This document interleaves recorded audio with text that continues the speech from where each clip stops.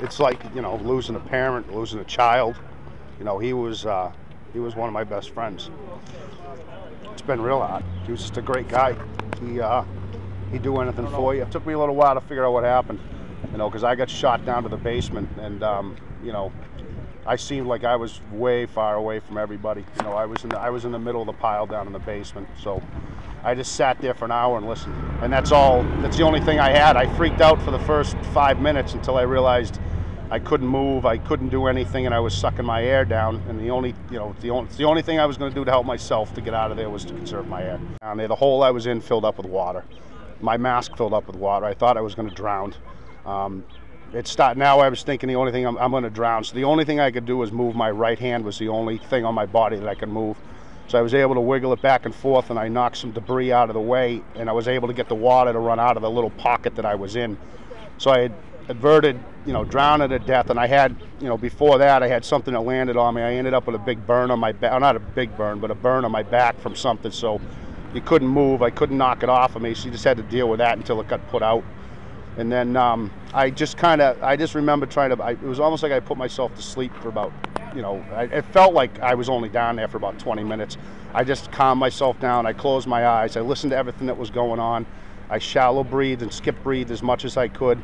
And then at the very end, things started to move, and I knew that they were around me and getting to me, and I could hear them yelling to me. And then that's when the tank, you know, because we have a low air alarm. Usually you get about 5 minutes out of it. I was 10 minutes into it saying this thing's got to run out any minute now, and I couldn't move anything. So then the tank ran dry. They were getting close, but when you draw a breath off a pressurized mask like that, it just sucks to your face, and you can't get any. You're out of air. You're out of air. So the thing sucked to my face. So the only thing I could do was get my right hand. I could turn my head and get my right hand up, and I cracked the seal on my mask, and I was able to draw a breath. And I did that for about 5 minutes. I'd have to let go of the mask, move my hand over, just hold my breath, wait and listen, and I'd crack it again, exhale, and try to get.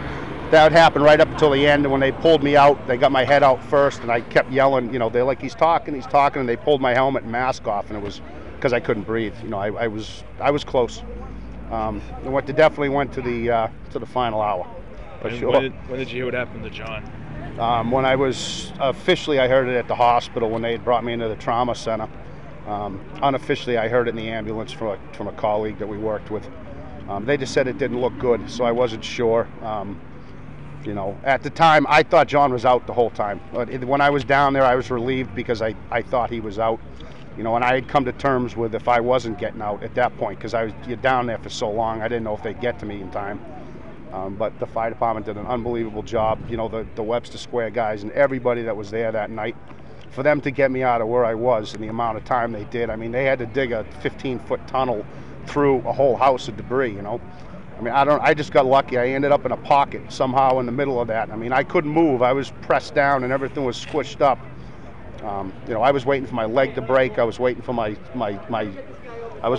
femur to break, or my big top bone, and I was waiting for my hip to come undislocated, or my ankle to break the whole time, because I had so much pressure on it, and stuff kept moving, and you know, it was for an hour. It was agony.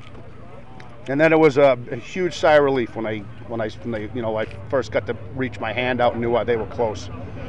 So then I think the last 5 minutes, you know, being of the type of person I am, I tried to come up with a one-liner or something when they pulled me out of there, you know, which I won't repeat because I swore a little bit. But you know, I got a chuckle out of everybody in the basement at that point.